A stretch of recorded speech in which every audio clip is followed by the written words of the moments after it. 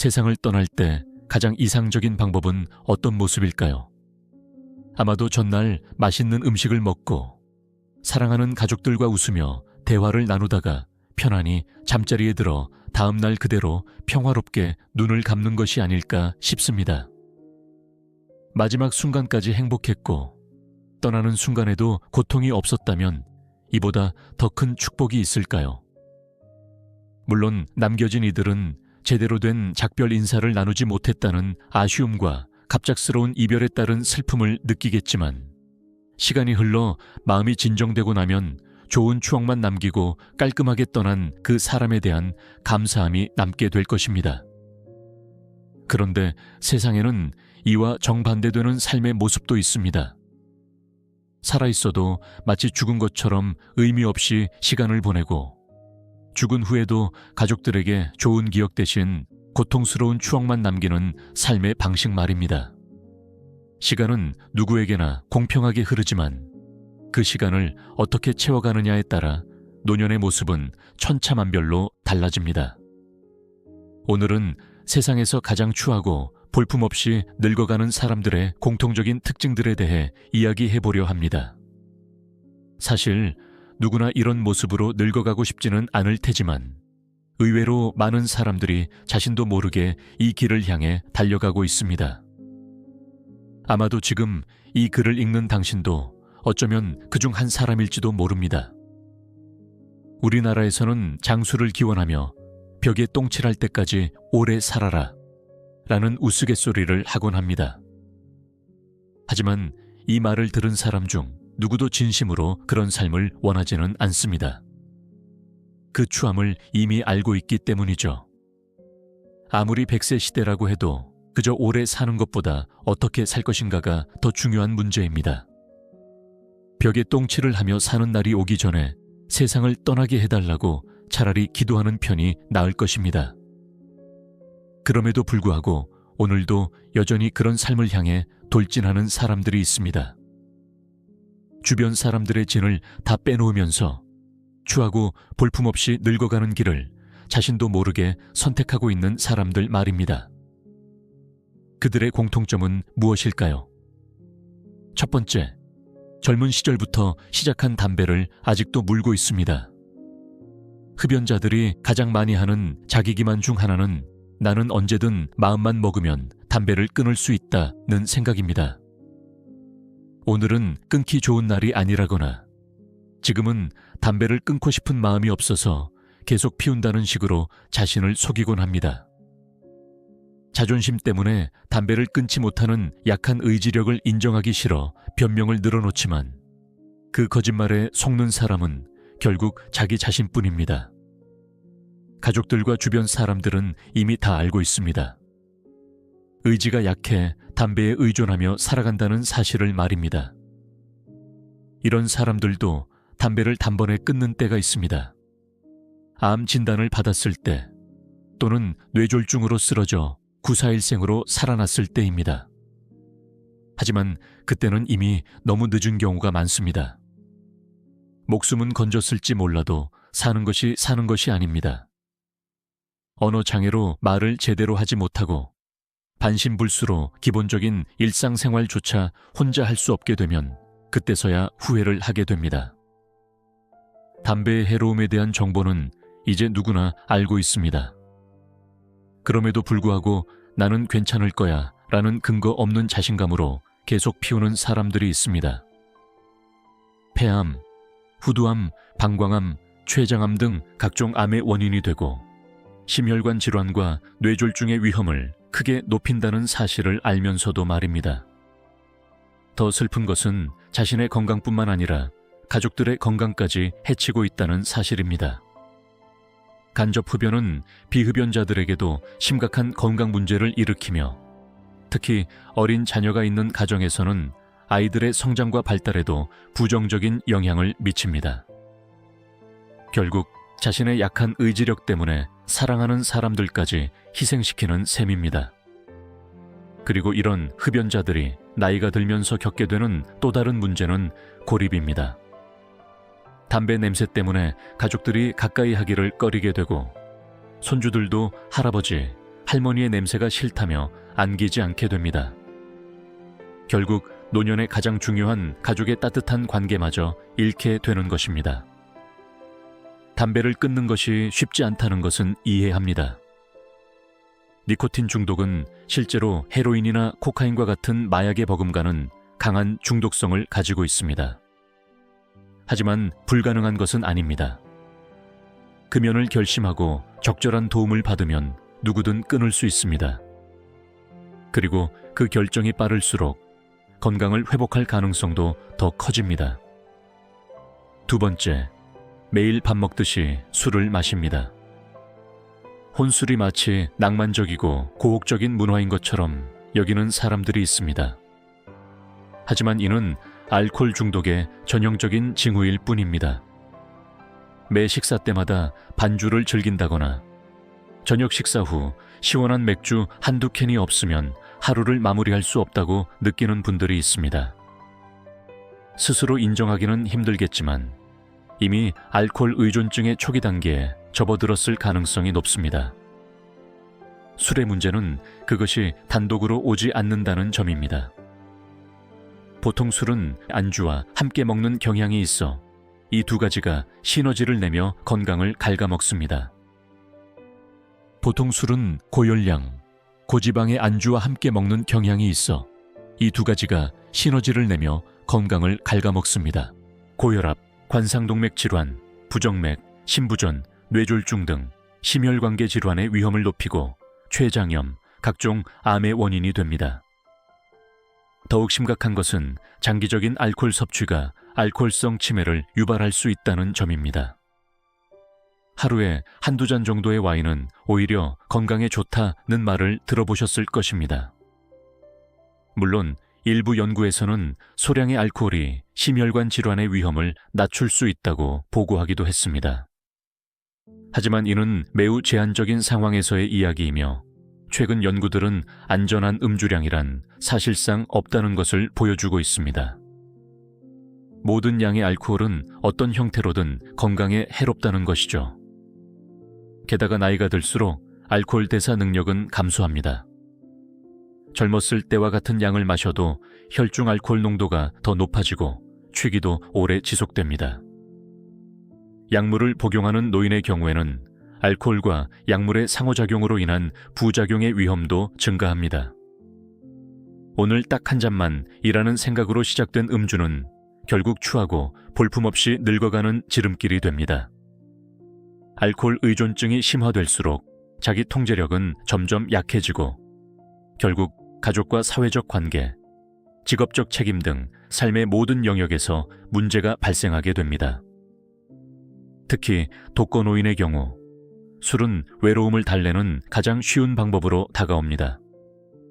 하지만 이는 일시적인 위안일 뿐 장기적으로는 더 깊은 고립과 우울로 이어지는 악순환을 만들어냅니다. 건강한 취미 활동이나 사회적 교류가 줄어들고 결국 술에 의존하는 생활이 일상이 되는 것입니다. 알코올 문제를 가진 노인들은 종종 가족들에게 큰 부담이 됩니다. 건강 문제로 인한 잦은 병원 방문, 인지 기능 저하로 인한 일상생활의 어려움, 감정 조절의 문제로 인한 관계의 갈등 등 다양한 문제가 발생합니다. 결국 노년의 가장 소중한 가족과의 관계마저 파괴되는 결과를 낳게 됩니다. 세 번째, 얼큰한 국물을 들이킵니다. 한국인이라면 칼칼하고 얼큰한 국물 요리를 좋아하는 것은 어쩌면 당연한 일인지도 모릅니다. 된장찌개, 김치찌개, 순두부찌개, 매운탕 등 우리의 식탁을 풍성하게 채우는 음식들이죠. 하지만 이런 국물 요리에는 엄청난 양의 나트륨이 함유되어 있다는 사실 알고 계셨나요? 싱거우면 맛이 없다고 생각하는 분들이 많습니다. 어릴 때부터 길들여진 짠맛에 익숙해져 적당한 간이 된 음식도 싱겁다고 느끼는 경우가 많습니다. 하지만 짜게 먹는 습관은 고혈압을 유발하고 심혈관 질환의 발병과 악화를 가져옵니다. 특히 나이가 들수록 신장 기능이 저하되어 체내에서 나트륨을 배출하는 능력이 떨어지기 때문에 같은 양의 나트륨이라도 더 큰 영향을 미치게 됩니다. 또 한 가지 주목해야 할 것은 라면입니다. 술 먹고 귀가한 후 출출해진 속을 달래기 위해 또는 간단한 한 끼 식사로 라면을 자주 찾는 분들이 있습니다.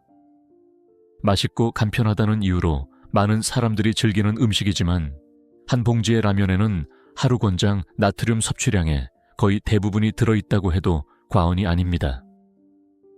라면의 이름이 순한 혹은 건강한이라는 수식어가 붙었다고 해서 나트륨 함량이 현저히 낮아지는 것은 아닙니다. 오히려 이런 마케팅에 속아 더 자주 먹게 되면 건강에는 더 해롭습니다. 결국 지속적인 고나트륨 식이는 혈압을 상승시키고 심장병, 뇌졸중, 신장질환 등의 위험을 높이게 됩니다. 특히 노년기에는 미각이 둔화되는 경향이 있어 더 짜고 자극적인 맛을 찾게 됩니다. 이로 인해 나트륨 섭취가 더욱 증가하고 건강 문제는 더 심각해질 수 있습니다. 또한 나트륨 과다 섭취는 골다공증의 위험도 증가시킵니다.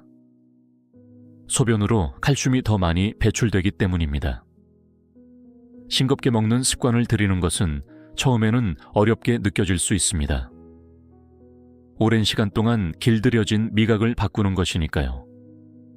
하지만 약 2에서 3주간의 적응 기간이 지나면 점차 싱거운 음식에도 맛을 느끼게 됩니다.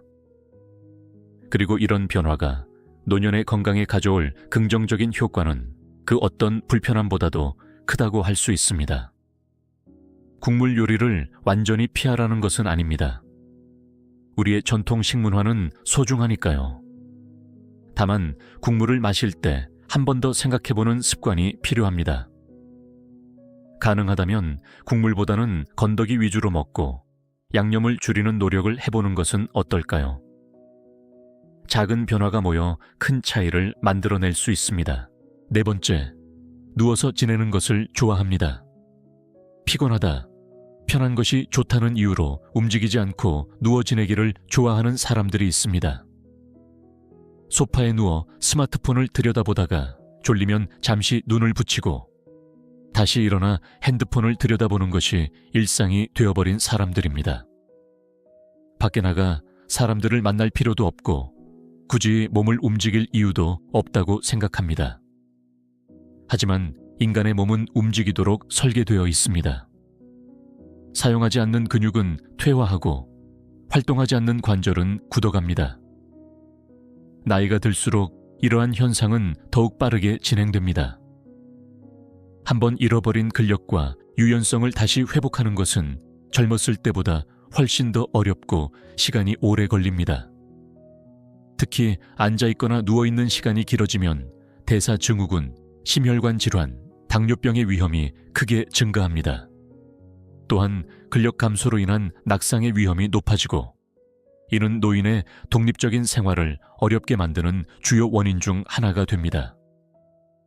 운동하지 않고 편하게만 지내면 결국 나이 든 후에는 병상에 누워 남은 여생을 송장처럼 보내게 될 가능성이 높아집니다. 반면 규칙적인 운동은 노화로 인한 근력 감소를 늦추고 심혈관 건강을 개선하며 인지 기능 저하를 예방하는 데 도움이 됩니다.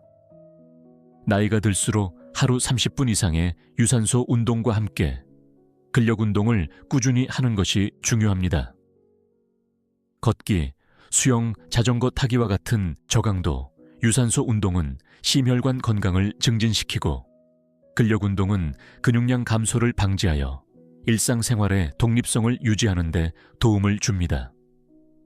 80대가 되어서도 청춘처럼 활기차게 살 것인지 아니면 50대부터 이미 늙은이처럼 살 것인지는 전적으로 우리의 선택에 달려 있습니다. 실제로 꾸준히 운동을 하는 노인들은 그렇지 않은 또래에 비해 10에서 20년 더 젊은 신체 나이를 유지한다는 연구 결과도 있습니다. 게으름은 인간의 본성 중 하나일지 모르지만 그것이 습관이 되면 건강의 적이 됩니다. 오늘 당장은 편하게 소파에 누워있는 것이 좋을지 모르지만 그런 선택이 모여 10년 후, 20년 후에 내 모습을 결정하게 됩니다. 지금 당신은 어떤 미래를 선택하고 있나요? 5번째, 뱃살을 쌓아갑니다. 나이가 들면 살이 찌는 것은 어쩔 수 없다는 말을 종종 듣습니다. 마치 중년이 되면 자연스럽게 허리가 두꺼워지고 배가 나오는 것이 정상인 양 여기는 경향이 있습니다. 하지만 이것은 중년이 되어서가 아니라 우리 몸이 병들어가고 있다는 위험 신호입니다. 인격은 마음에 쌓는 것이지 허리에 쌓는 것이 아닙니다. 허리둘레가 증가할수록 고혈압, 당뇨, 심혈관 질환의 발병 위험은 비례해서 높아집니다. 특히 복부 비만은 내장 지방의 증가를 의미하며 이는 단순한 미용상의 문제가 아니라 대사증후군, 심장병, 뇌졸중, 일부 암의 위험을 크게 높이는 건강 문제입니다. 나이가 들수록 기초 대사량이 감소하고 활동량도 줄어들기 때문에 같은 양의 음식을 섭취해도 살이 찌기 쉬운 것은 사실입니다. 하지만 이는 식습관과 운동 습관의 조절을 통해 충분히 관리할 수 있는 문제입니다.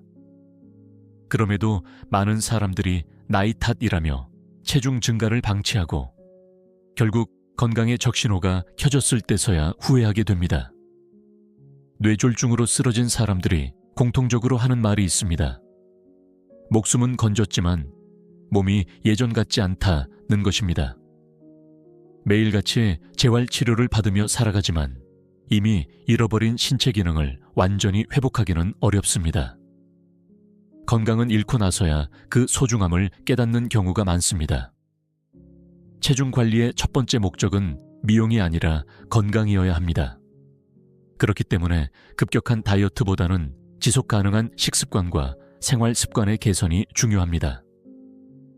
이런 변화가 자리 잡으면 체중은 자연스럽게 적정 수준으로 조절됩니다. 일본 오키나와의 장수 노인들이 실천하는 하라하치부라는 개념이 있습니다. 이는 배를 80% 정도만 채우는 식습관을 의미합니다.